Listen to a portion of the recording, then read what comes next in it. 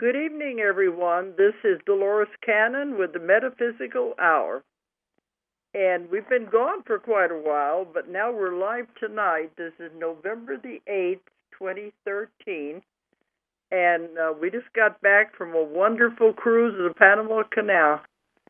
But we've just been going every week, so it's really hard to be here to do the shows. But we're here tonight to talk about all the things that have happened to us, and if anybody wants to call in, feel free to do it, because we're going to be gone again.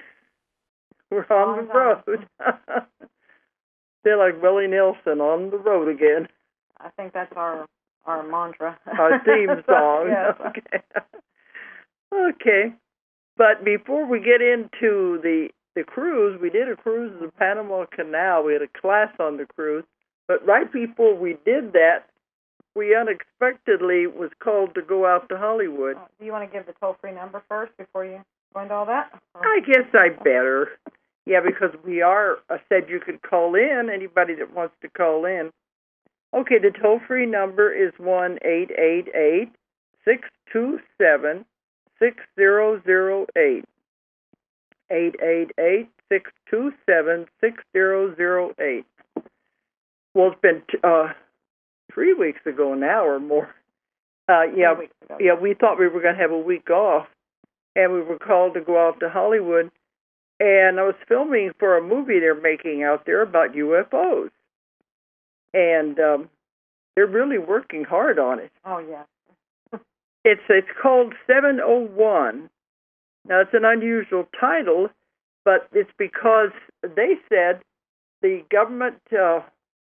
it says the UFOs doesn't exist, but they said there were 701 cases that they couldn't explain, couldn't put into any kind of a category of anything that was known. So 701 cases that are unexplained. So that's why they're calling the movie. Yeah, it has to do with their Project Blue Book. Yeah, the Project Blue Book and all of the ones that are on record. Right. So they said 701 were not explained. And so they're filming on a lot of that information. Right. And it's interesting because they are bringing up things that I have not heard of in any other films we've done. And I go to all these UFO conferences and film for a lot of these UFO films, and they are bringing up some unknown stuff. Or it's not unknown; it's never been filmed before. But it was really a very weird place that we had it in. Well, no, it's really cool how they do things out there. So. This was a house in the Hollywood Hills, and way up in the middle there. It looks like one of the old parts of Hollywood. Right. From back in the old glamour days. And they said one of the Batman films were filmed there in that house. One of the movies, they had one of them, but they never could tell us which one it was. We're going to have to go and watch the movies to see. If we can find out, because this was the weirdest, strangest house I've ever seen. We was calling it the Halloween house, because I said, oh boy, I bet somebody could really have a fantastic Halloween party in that house. Right. It was so creepy. It reminds you of horror films. But the whole building was, 3 floors? 4 floors? It may have been 4 floors. We were on the 3rd floor. Mm-hmm. But the whole house was full of props, and it was just like every corner had something different in it. And everywhere you looked, it was weird and strange things. Some was very, very old stuff, antique stuff, and things they could use for any kind of filming they wanted to do. And but they said that was the ideal place. You could just set up one corner of any room and have it be the background for anything you wanted to film. Right. So that's probably the reason. Oh, well, it is. I mean, what they said is a lot of these people with the older houses, they'll take them and they'll rent them out for this. It helps them, pay for the house. And then for the people doing the films, it's less expensive than renting a studio, and it's got more ambiance. Yeah, more stuff to pick from. Yeah. But I don't think anybody lives there full time. I don't see how they could. Right. It's just so full of stuff. It may be like a vacation home. I wouldn't want to stay there overnight. It gave me the That may be why they rented out.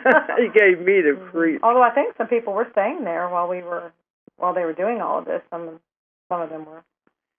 Well, one thing that was creepy when you first walk in, it had an elevator that took you up to the different floors. And it reminded me of these old movies where you were in the elevators were like cages, and you could see out. But in those movies where they would get stuck between floors or something. Well, they could have been made there in that house. That could remind you of it because it could be the same elevator. It very could well be because it was very creepy. And you had the feeling as it was going through the floors real slow that it could get stuck, with the murderer and the slasher right outside. Oh, my goodness. That's what it reminded me of because it was an open cage. The whole place was just, I don't know. It's hard telling what all's been done there. Yeah, but around the elevator had this big spiral staircase that would go up, and it kept going that would go the floors and around the elevator. So you could use either side, I guess. And we were on the third floor, and on that floor, I don't know how they did it, but they had like a fountain and a pool and trees, like a little garden outside where we were. Meditation area. But how could they do that on the third floor? This is on a hill, so it could have been this house is going up on the side of this hill. That's where the trees have got their roots. Could be. The whole thing was weird. But it looked like in those days they put houses everywhere all over Hollywood, and they'd go up in these winding streets to go up there. Right. But it was really a very weird place. So we were out there for a couple of days doing the filming for that, and they were bringing in different speakers and people in this field from everywhere. And if you don't do anything in Hollywood, it's always hurry up and wait. It takes a long time to film even the smallest parts. But I've done a lot of that, but I've never done it in a place like that. So that was a new experience. We were saying, I'll bet they're going to have fun here Halloween. Somebody's probably rented that whole building out for a Halloween party. Probably. It was just before Halloween.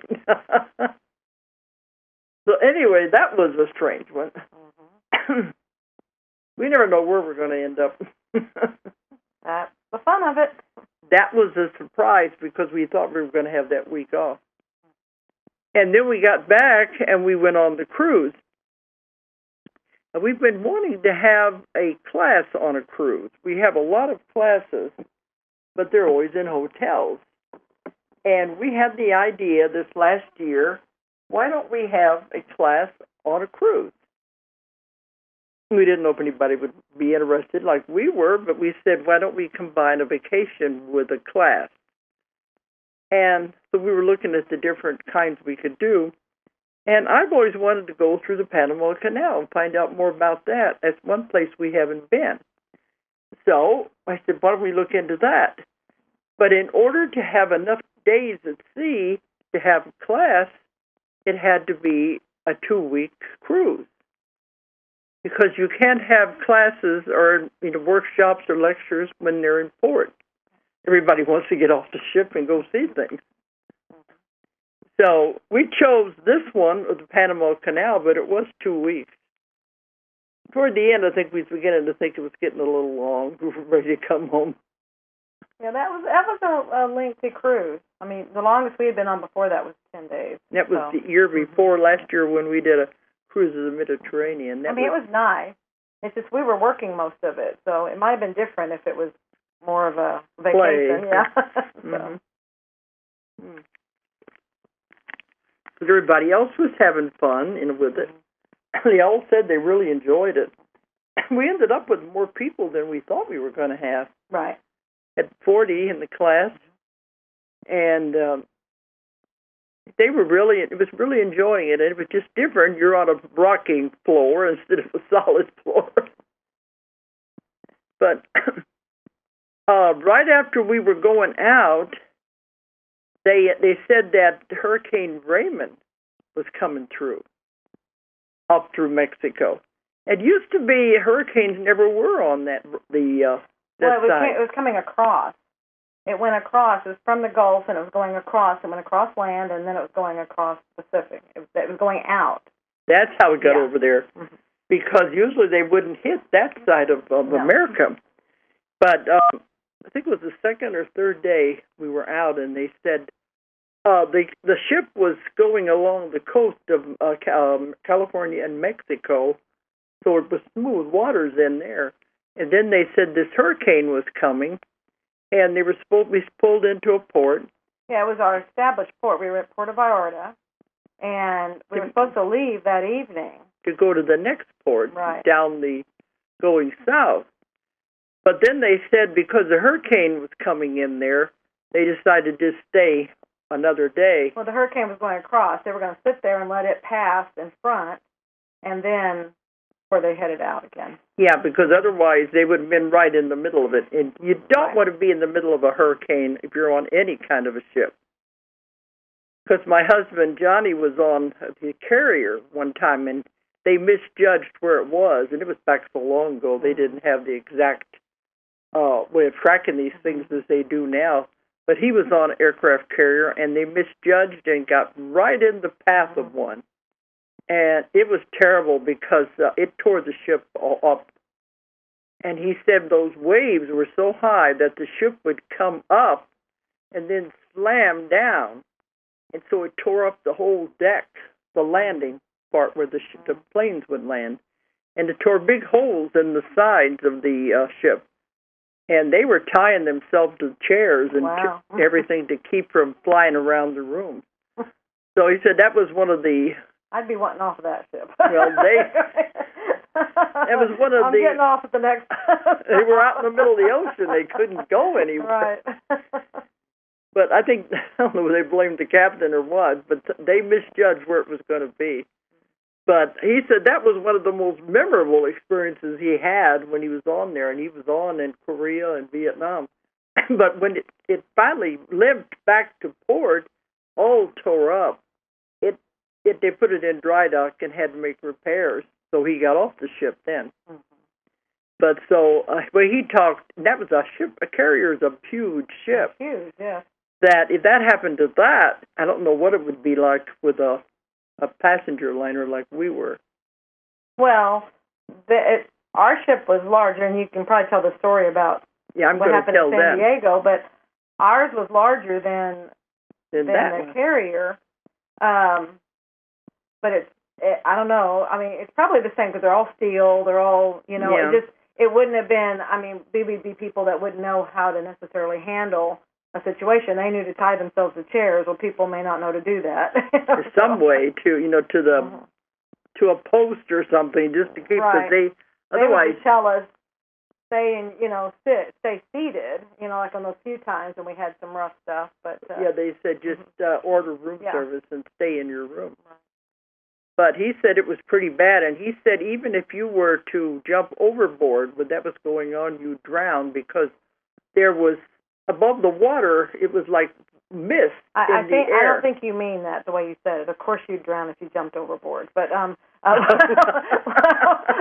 what did you really mean to say? I meant if you thought you'd get a lifeboat and go over and do it that way. Okay.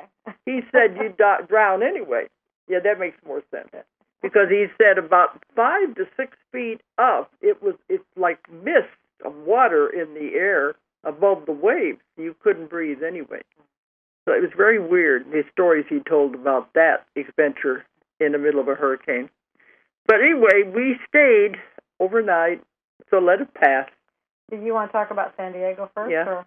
But then the next day, we did hit some rough water because that was like one of the last arms of that hurricane. Or it was just a storm.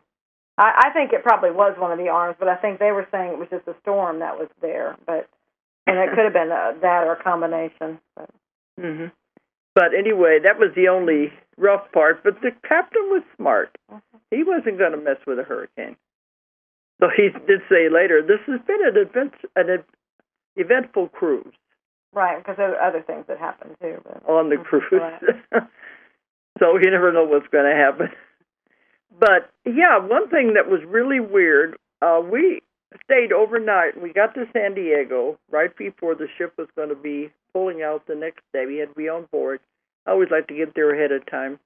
We went into San Diego and stayed at this hotel, and it was right across the street from the dock where you're going to get on the ship. And I did that on purpose because it'd be close. And we're sitting there in the hotel in the dining room looking out at the ships that were docked, I don't say parked, they're docked out there. And I saw this big aircraft carrier, and it had on the conning tower was a 41. I say, gee, that looks familiar, because my husband was a radar operator on aircraft carriers. That's what he did, guide the planes in that were taking off and landing on the carriers. So I said, that really looks familiar. I think that's the Midway. And so I asked the waiters, and they said, oh, yeah, that's the Midway. It's now a museum, and it's docked right there across the street from where we were in the hotel. Now, the interesting thing is that's the last carrier that my husband was on. And when he got on it, he was on it about 2 or 3 years, and they were going over to Vietnam, and the war was declared just as they were going across to Vietnam. And when they got there, they shot down the first MiG in the Vietnam War. Maybe that's one of the reasons they turned it into a museum. I don't know. But it's now a museum sitting there. Well, that was so strange because that was the last carrier he was on. It was like full circle. Things that all come full circle as far as our life was concerned. If you have read my book, 5 Lives Remembered, it tells about my beginning in all of this whole adventure we've been doing with the hypnosis and the classes and the books and everything. If you read that book, when he got off that carrier, when he got back from Vietnam, he came to Beeville, Texas, to the Navy base and was stationed there. And that was the last ship he was on. And then it began the adventure that ended up in what I'm doing now. Right. So it was like full circle. And we were looking at it, and I told Julia, I said, you could almost see him walking around on the deck over there. Because from our hotel room, we could see it real clearly. And it's had a lot of people on the deck because it is a museum. But you could almost see him there. And, of course, to me, that brought back so many memories of all of those years. And if there's not a military people out there, you know what it's like to be separated. And you're all by yourself. But I had a house full of kids, no money. And he's on the ship, and he was lonely. So it was just bringing all those memories back of those days. So I sat there kind of mentally going over it and talking to him. And anyway, the next morning we got on the cruise ship had pulled in right next to it, and we got on that. But I think none of this can be coincidence. The way it was all happening, it was like telling us full circle. Everything has come around. It's all completed.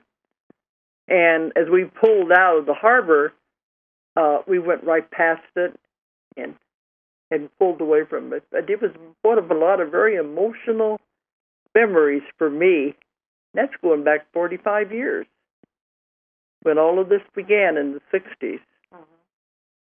But well, that's closer to 50 years now. Well, it was in 68 when I started all of this, but he came back, I think, in 66. Okay. So it is kind of getting close. Right. 40, yeah. But 5 plus, yeah. Yeah, it's getting a lot up there. That's probably why the ship was getting too old. A lot of them were probably torn apart and used for scrap.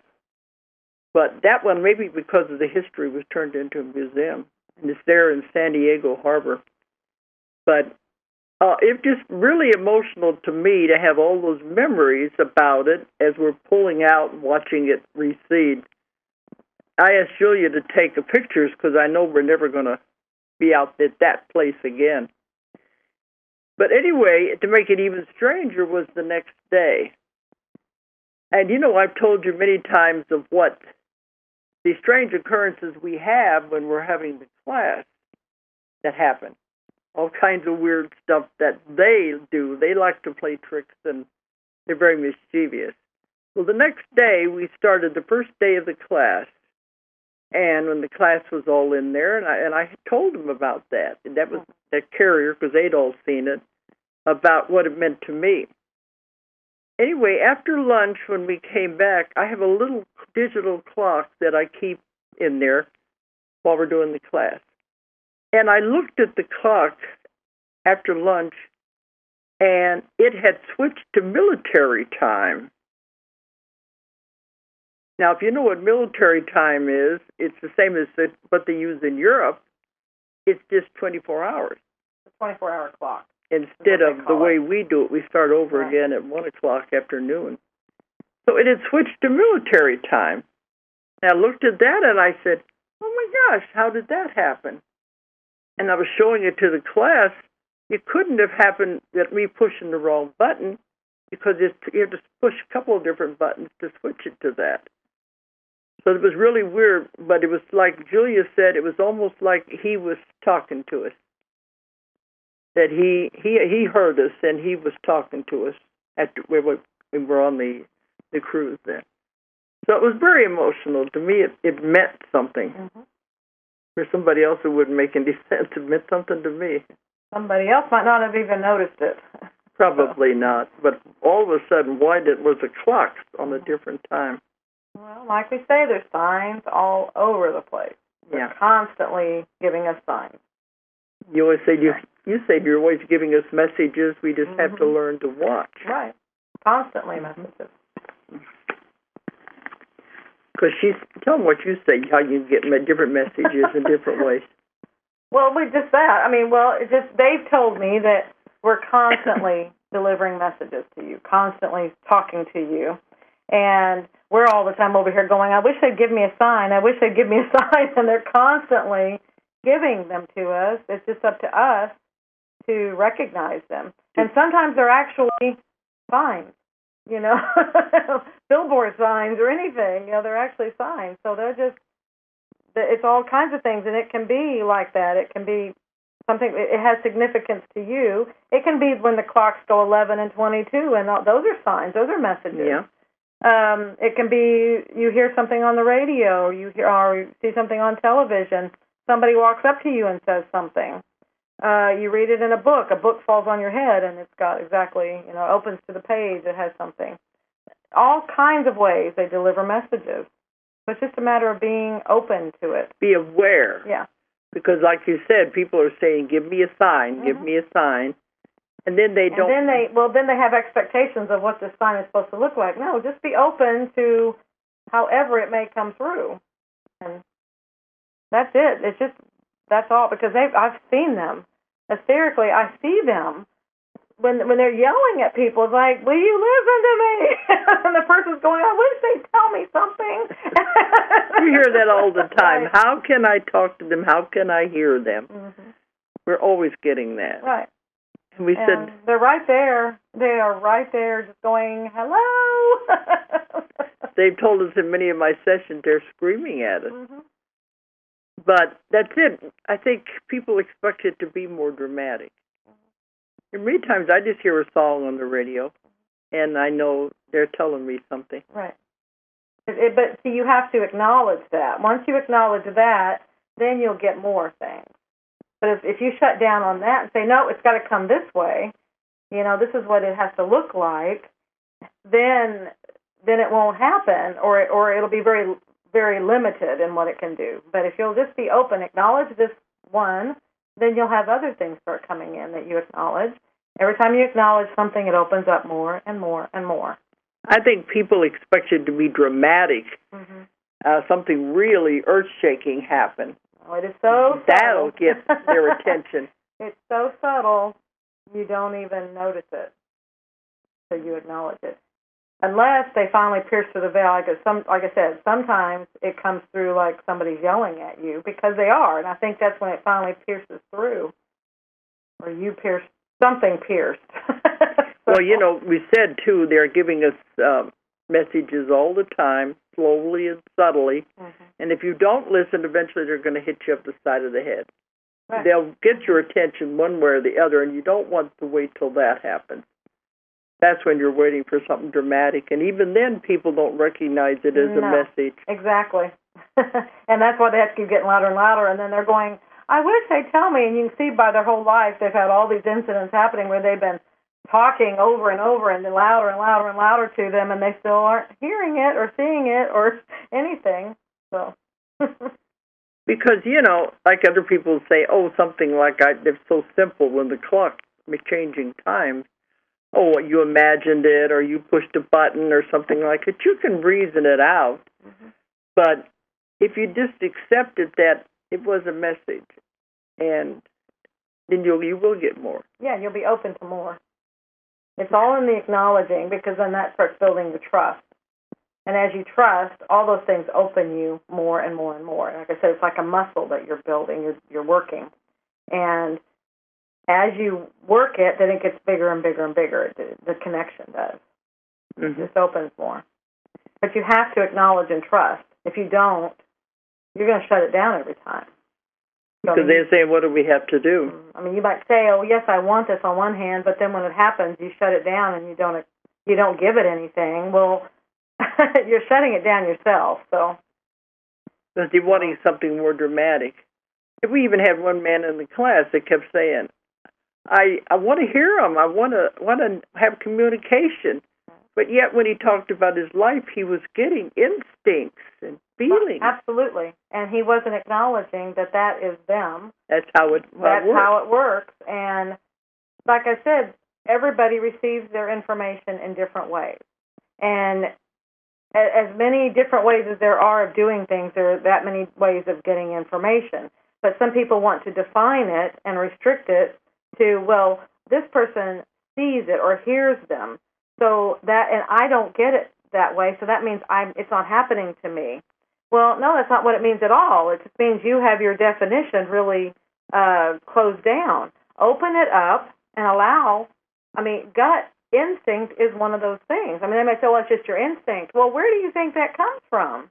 That's what the man said. He said he's lived his whole life on his gut instincts. Right. And he said, boy, so you are communicating. He's got fantastic trust going on there and everything. Yeah, so he doesn't need, I know he wants to hear them, but he doesn't need right now, this is working great. Yeah, so acknowledge it. Right. Is there a caller there?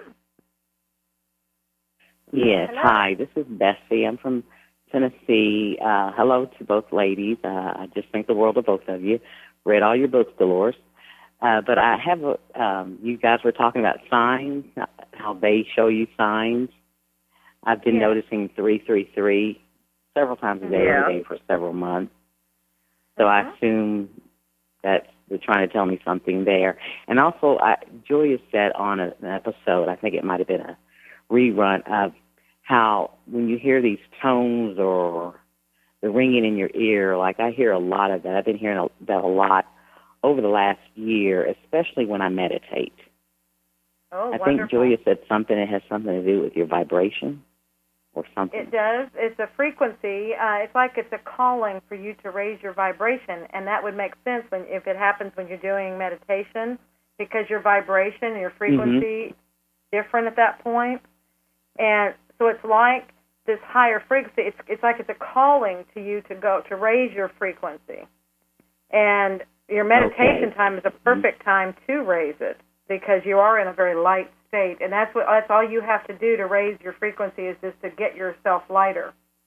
And so you're in an altered state at that time. Absolutely. And so you can think up, or I am God, things that will raise your vibration, and just play with it next time it happens, because when I do that, the ringing in the ears goes away almost immediately. And when that does that, it means you raised it up to match it. So. Yeah, because I was wondering what I could do to make it go away, because it's happening a lot more often.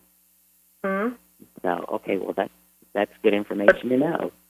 Okay. But look how time has speeded up, and the energy and the vibrations and frequencies are increasing all the time. And so that's what's happening. It's happening more often. Absolutely, but that's exactly what that is. And so just do that.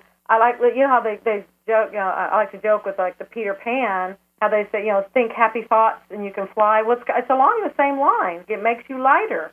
And so just do that, up, up, up. Anything that raises you, that makes you think up, and see what happens. And that just means you raised your vibration now, and you're on that level. Mm-hmm. Because our vibrations and frequencies are changing. Right. And this has been going on for several years. So you've been saying, and we're moving into the new earth. Okay, wonderful. Well, thank you so much, ladies. I really appreciate it. Have a great evening. Welcome. Thank you. Okay. That's one way, but the other way are these little subtle things, you know, things that happen that most wouldn't matter to anybody else, just to the person that's experiencing it. Right. Well, yeah, because it's significant to you. You know what it means. The person knows what it means. Like seeing that carrier wouldn't mean that much to somebody else. Right. Yeah, that was your message. Yeah, it was something closing, I guess. Well, you know, we always, in my life anyway, it's always been cycles and closing off different things. Everything coming full circle. Well, remember, it's all illusions, and we put it all there for ourselves. So it probably was something that you were finishing for yourself. Yeah, maybe. You always think things are finished, but then they probably never are, or they're not. It's the way you think they are. Right. Anyway, I thought that was interesting, and yeah, even the man in our class said, "I want to hear them. I don't. I want to hear.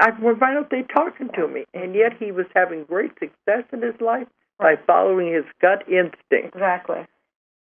And that's what I was telling him. Just acknowledge that. I mean, that's working great for him. He actually is getting his messages. He's just not hearing them, which he's trying to define. This is what I want. Well, you know, but I would love to see beings. I don't. That's not my way of getting information. I get other stuff. So. But yeah, they always say, listen to those instincts.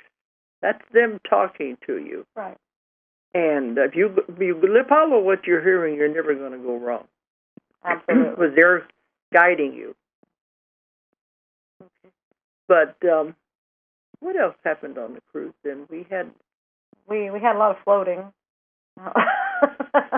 Drifting and floating. A lot of rocking.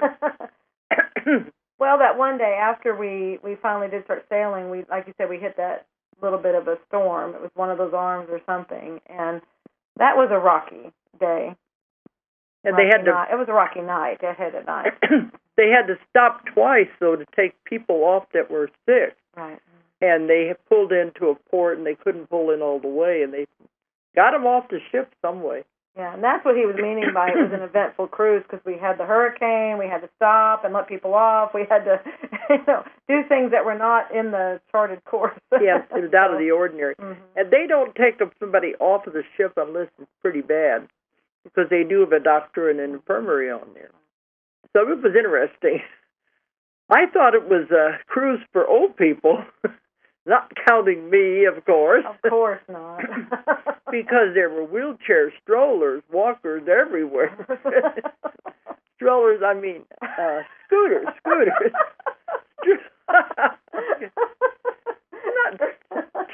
All right, I said the wrong word. She's giving me a hard time, people.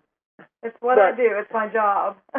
But everywhere there were people on scooters and wheelchairs and walkers. Mm-hmm. But we thought, well, maybe they're the only ones that could take 2 weeks off. I think that's what it was. First we were like, did somebody not give us a memo? But I think that's what it is. It's like, that's not real easy for everybody to do, and it was much easier for them to take that length of time. Retired people. Right.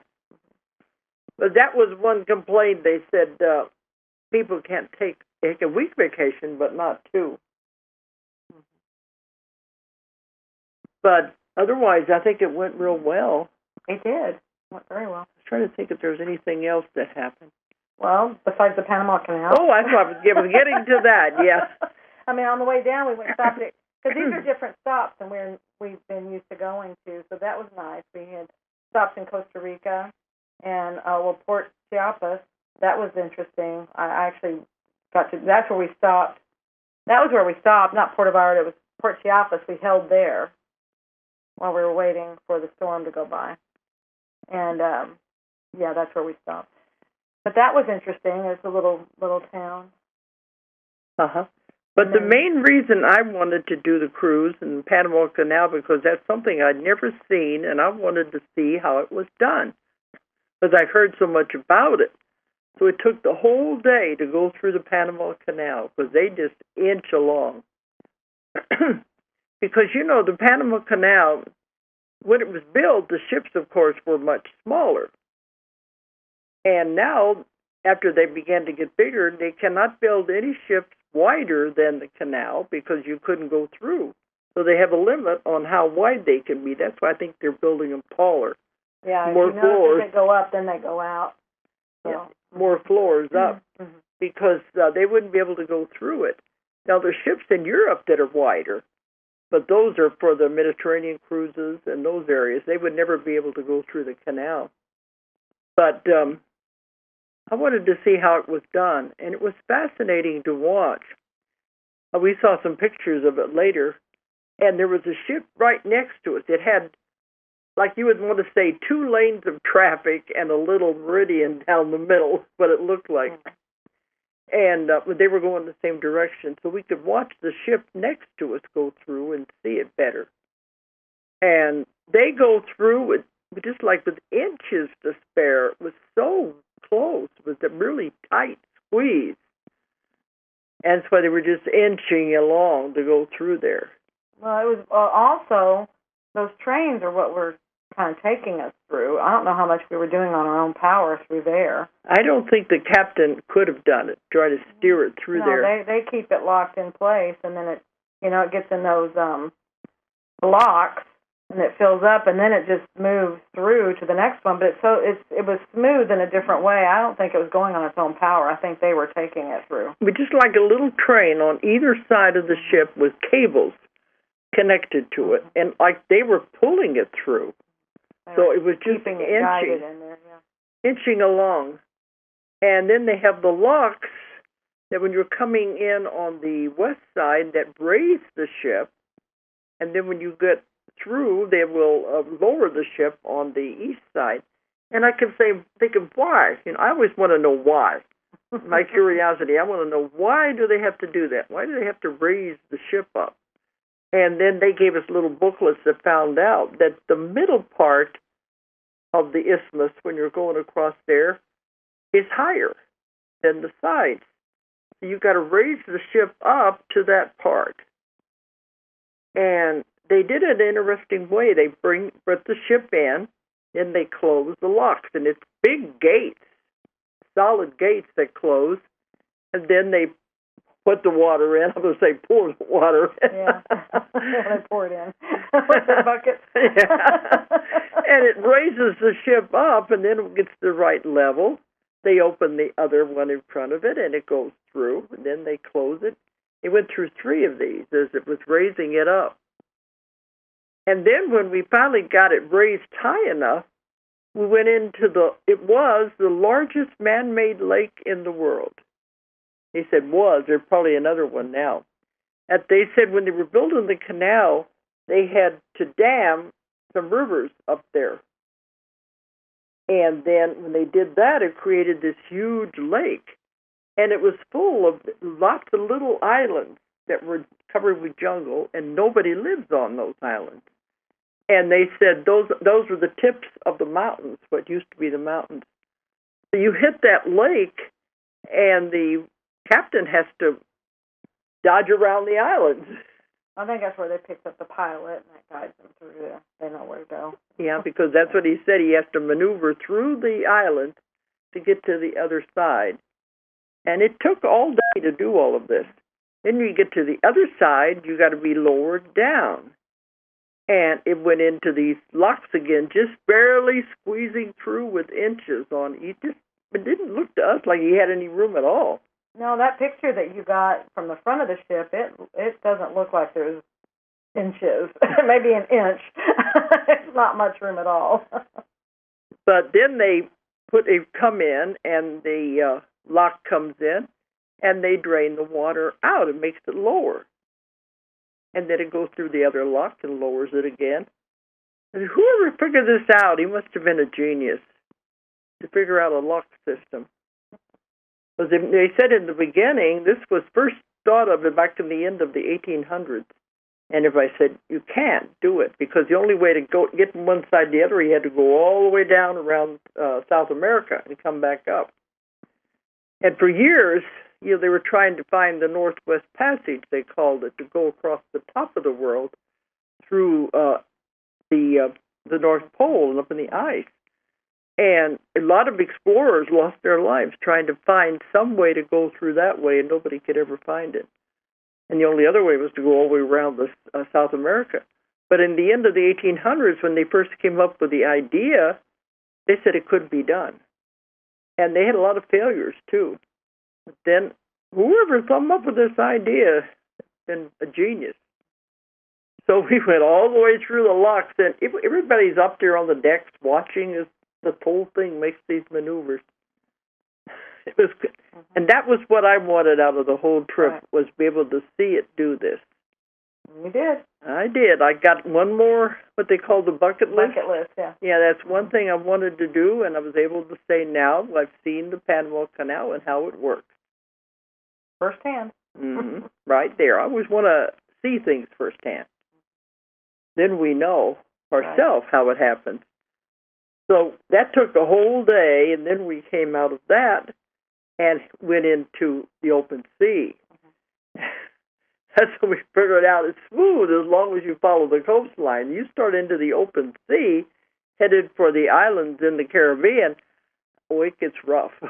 Yeah. I mean, open water is different from... Yeah, that ship is really rolling, and you're going down the halls like a drunken sailor. Right. But we were in that for a few days as it went up. We went between Cuba and Haiti. And that took, before we did that, we stopped in, if we got out of the canal, we stopped in Colombia, right. South America. Right. And got to go ashore there. Then it headed up toward Cuba and Haiti. Right. And then you come through there, and once you're into the Caribbean, the water calms down again to where it's smooth. Right. Not bouncing. Well, because you're around the islands again, too. Yeah, and it calms the water down when you're around land. Right.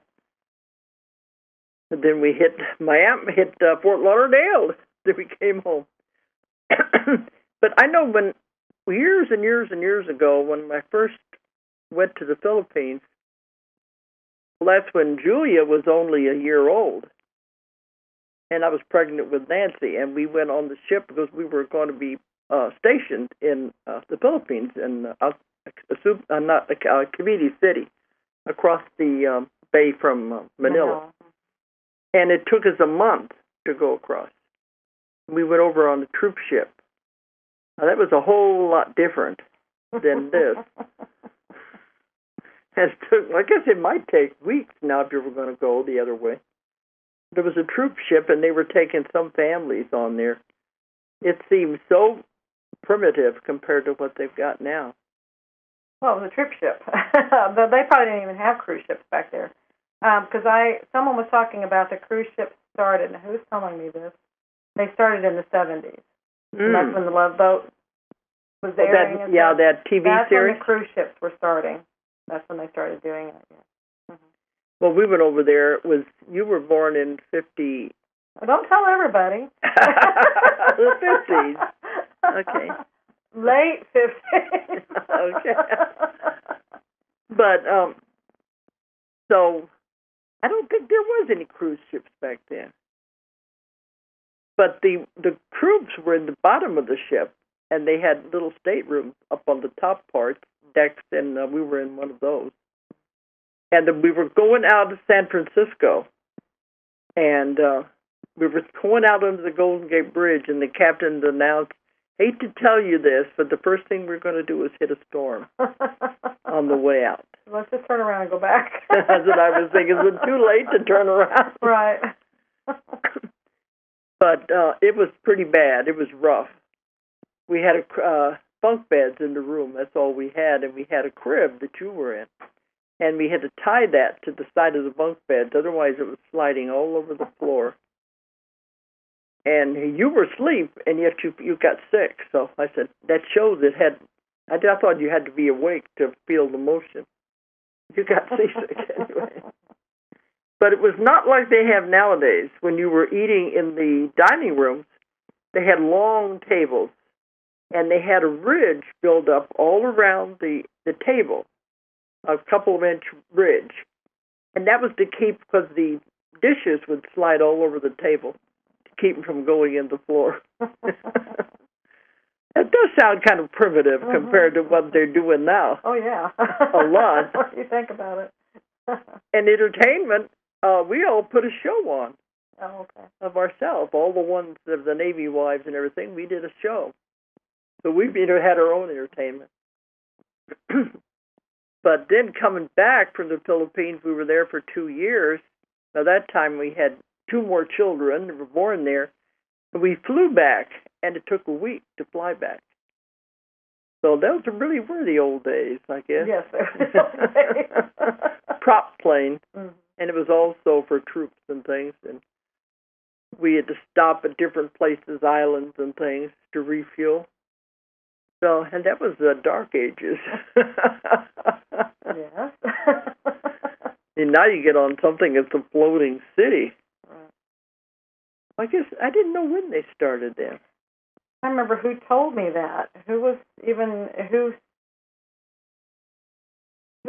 talking about it? It was on this trip, and why they were even talking about it. But that's what they said was the cruises started in the 70s. Ships started. Uh-huh. Well, we had Korea, we had Vietnam. I don't know if there would have been much demand for people taking vacations during those times, the 60s. And then the show, the TV show, The Love Boat, that started out like right after that. You know, it's like, I guess because it's something new and it was advertising it. Yeah. And that probably wasn't as grand of liners as they have now. No, in fact, I mean, well, obviously they weren't. They were on stage. They were in studios. Oh yeah, so, but I mean, but no, those ships were smaller and everything, and they kept getting bigger and bigger. You know, so as the years went on. Now they're enormous. Mm-hmm. But anyway, it was quite an experience. It was a wonderful experience. And we're already starting to look at. You didn't know about this yet, but now she tells me. Because we've already had some people asking if we're going to do another one. They said, are you going to make this an annual event? And I said, well, I don't know about that, an annual event. Well, because part of it, again, is the time and working it out. So we decided, I have started looking at, someone had the idea of maybe a Hawaiian cruise. I thought, oh, that would be different. So I just looked, and that just got me in this direction. So I just put in Google and looked up cruises. In that area, and what it came up with, one that looks really, really exciting is a South Pacific cruise that actually goes from Chile over to this Papeete Island. It goes through Easter Island. Wouldn't that be cool? But there you're in the open sea. It is in the open sea. You just have to, but I think, maybe it's a really big ship to deal with it. Well, after we went through all that rough waters, whenever you get in the open sea. But it's also in the Pacific. What is open water? I don't know. It might be different. Because Julia said she's been thinking about, we have an office in England. She goes to England a lot, about taking a cruise across the Atlantic instead of flying. But after that, hitting the open water. Well, different times, when we've been on cruises, you can always tell when you hit open water. It's just different. And that's always been like, boy, that could be really different when you're out there totally in the middle of the ocean. Yeah. So you're just thinking, I got to think about that if I want to go to England. Right. Like right. But, well, we are, I don't know if we told them on there or not, but after everything has been happening, we get messages loud and clear to cut back on the level 1 classes. Yeah, on the big, long trips like that. Yeah, because it is hard because we spend most of the year traveling. and having classes all over the world. But they were saying, let the technology take over and make more of the online, make use of that, the online classes. And that is increasing. People are signing up for the online class. Right. Because, it's hard on me to keep going to all these countries all over the world. I don't think people really realize. They say, well, you're over here. Can you just drop by my country and come and do something here? It's like, I don't think they're really thinking. So that's not easy for us to do. And we're still getting invitations like that. Come to my country. Come to my country. I'll help you put it together. There's a lot of... While we totally appreciate that, it's much easier said than done. We got a lot of miles and a lot of water and a lot of air between here and there. So it's not easy to go to all these countries. That's why we lump them together and try to do a lot of stuff at one time while we're in that part of the world. But like you said, we've been getting the messages to pull way back on the traveling. And on the live level ones. Live level ones. And so what we'll be doing predominantly is live level twos. But they're going to be mostly here close by. We'll do a few outside of the country. And I think we're going to do one live level one next year. But they're just pull back, let technology do it, and we'll even use technology to help us with the level twos in other countries. So this is where we start stretching those wings, figuring that part out. Because by the online, with the internet now, I can reach a lot more people than I can by going to all these countries, and the class is being translated. Right, we're working on that now. Into these different languages so they can take it in these different countries. And they'll still be certified. All that will still be the same. But we have to keep the level 2 live because we do a lot of interaction, personal interaction with the people. And those are getting bigger. So those will have to be live for now unless later down the road we figure out a way to Skype. Well, that's what I'm saying. They've said to use the technology to reach out to get to the other countries. Mm-hmm. During a live class, we're reaching out to other countries, streaming. We might be able to do that live with Skype or something. But anyway, I'm sure our technology people out there will figure it out for us. Yeah. But we've got so many other things that are happening this next year that we had to make space for it. Right. And that's what we're doing. We're pulling back and allowing those things to happen. But right now we're not through this year yet. No. Well, that was the messages. Finish this year, and then this all had to change for next year. Yeah, because we are leaving Sunday. We won't be back until Christmas. We'll be gone for 6 weeks. That's why I won't be live then until we get back at Christmas. Every Thanksgiving, it seems like we're always out of the country, somewhere on the other side of the world. But Sunday, we leave for Beijing. And last year, we were in China 3 times, and we had classes over there. So we're going back to have level 2 and level 1 in Beijing. And then we go to Taiwan, because I gave a lecture there last year, and they wanted to come back and do a class. So we're doing a class and lectures and book signings in Taiwan. Then we go to Japan. It'll be the first time in Japan. They wanted us to come the year they had that big earthquake and the tsunamis and all of that in the nuclear meltdown.